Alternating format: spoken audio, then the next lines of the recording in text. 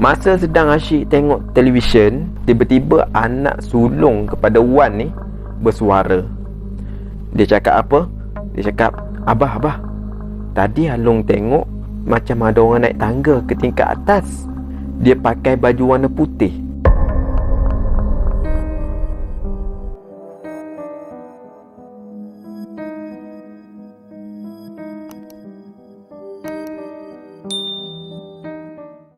Bismillahirrahmanirrahim. Wa qur rabbi a'udzu bika min hamazatis syayatin wa a'udzu bika rabbi an yahdurun.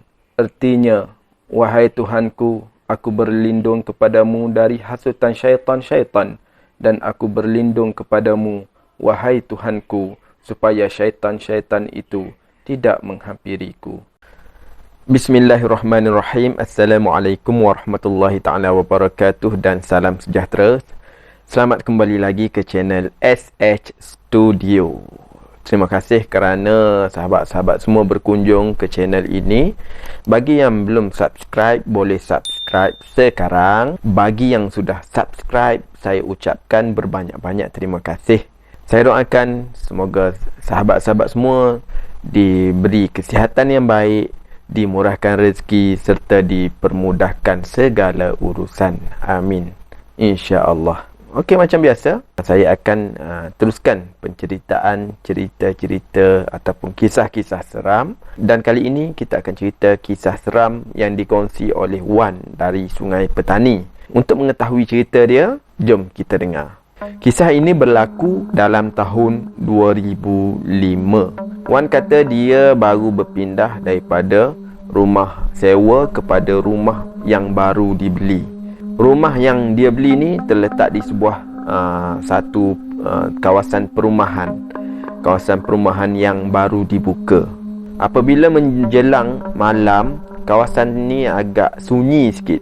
Sebab apa? Sebab tak ramai lagi owner ataupun pemilik rumah ni yang menduduki rumah masing-masing. Kalau ada pun 1-2 buah rumah macam tu je. Tapi dia bukan dekat-dekat lah. Dia ada jarak sikit. Maksudnya jauh-jauh jugalah. Yang lain tu memang gelap lah, gelap gelita. Sebab masih belum ada pemilik-pemilik lain yang menduduki rumah-rumah tersebut. Wan ni antara orang yang terawal yang berpindah duduk ke rumah yang mereka beli ni lah. Kata Wan lagi, di hadapan, betul-betul di hadapan rumah dia ni terdapat kebun getah lama. Buat masa tu, kata Wan, betul-betul depan rumah dia ada kebun getah lama. Dan jarak dia hanya dipisahkan oleh sebatang jalan untuk laluan penduduk di situlah, penduduk perumahan di situ.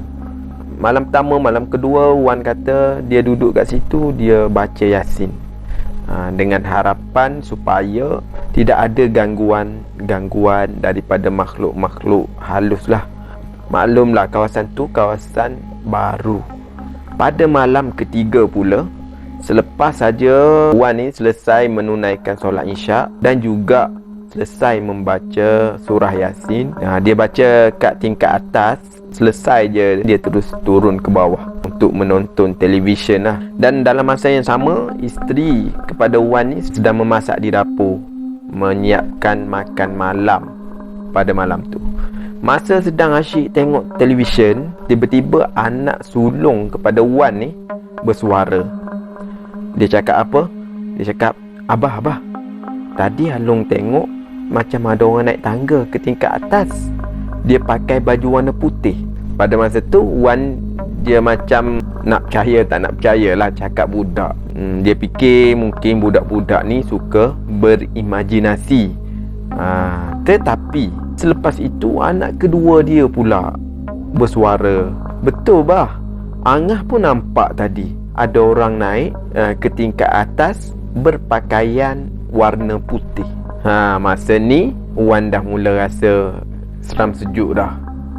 Daripada duduk tengok televisyen tu, lepas tu dia pun berundurlah slow-slow ke belakang. Sambil-sambil mata tu masih tengok TV, dia berundur slow-slow ke belakang menuju ke tangga lah. Tangga dia ke belakang sikit. Jadi sebaik saja dia ke belakang tu, dia cuba untuk menyandar sambil-sambil tengok TV lah di tangga tu. Tiba-tiba dia perasan ada kelibat yang naik ke tangga itu. Betul macam mana yang anak dia sebut tadi, lembaga tu memakai pakaian warna putih.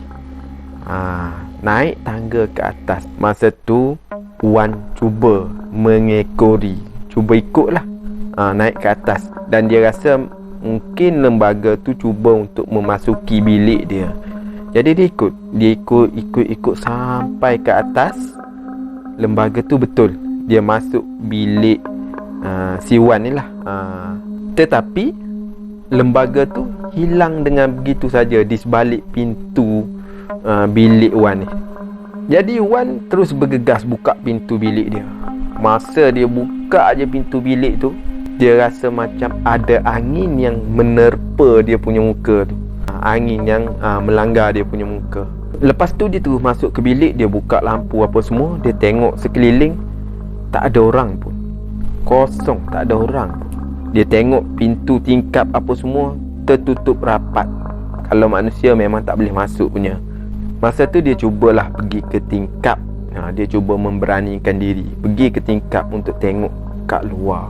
Lepas tu dia pun buka lah tingkap tu. Masa dia buka tingkap tu, dia tengok dari kejauhan, dia tengok kat bawah, ada lembaga putih yang berada di kawasan kebun getah tu, berhadapan dengan rumah dia.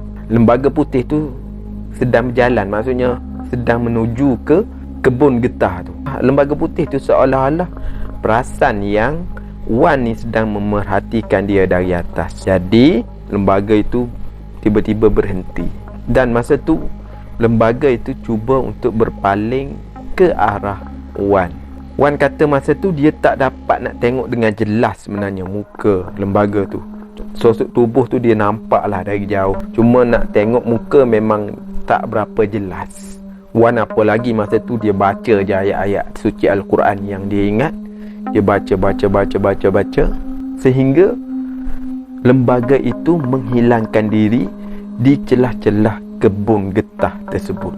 Wan pun segera tutup pintu tingkap tu, dia turun ke bawah. Masa dia turun ke bawah tu, dia buat dek je lah. Dia pun tak menceritakan kisah yang dia nampak lembaga itu kepada isteri dia, sebab dia bimbang yang isteri ni akan takut. Jadi dia tak ceritalah. Dia ingat habis sampai situ je. Rupa-rupanya tak habis sampai situ cerita ni. Malam tu masa dia tidur, dia macam meracau-racau.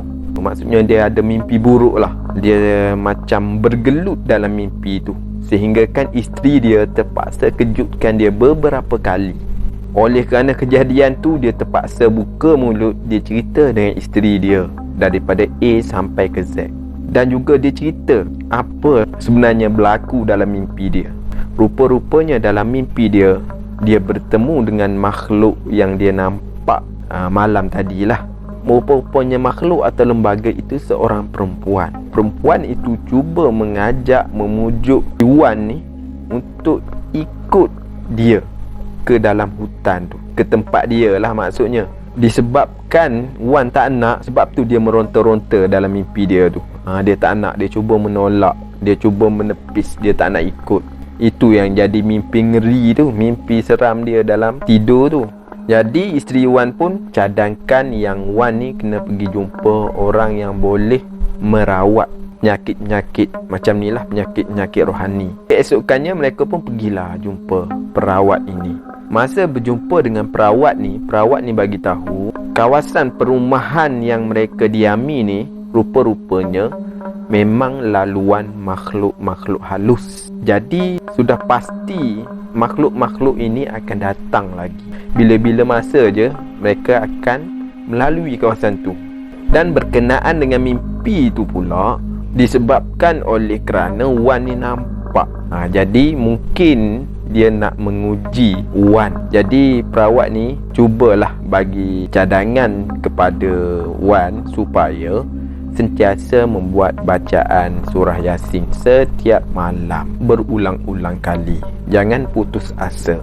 Alhamdulillah, setelah sekian lama mereka sekeluarga tidak diganggu lagi. kawasan tu semakin lama semakin ramailah pemilik-pemilik yang membeli rumah di kawasan perumahan tu. Makin lama makin ramai yang menduduki kawasan tu. Jadi taklah sunyi sangat. Tetapi kata Wan, dia ada juga dengar cerita daripada isteri dia lah. Dia dengar daripada jiran-jiran ni, ada yang ternampak makhluk yang pakai pakaian putih macam mana yang dia alami lah. Tapi dia tak ambil pot sangat lah, sebab dia dah lalui benda-benda macam tu. Tapi lama kelamaan, bila kawasan tu betul-betul dah penuh dengan penduduk apa semua, lama kelamaan cerita gangguan ini dah tak ada lagi dah. Alhamdulillah sampai sekarang tak ada apa lagi dah. Jadi cerita ni tamat di sini. Semoga video ini memberi manfaat untuk semua. Terima kasih kepada semua yang menonton sehingga tamat video ini.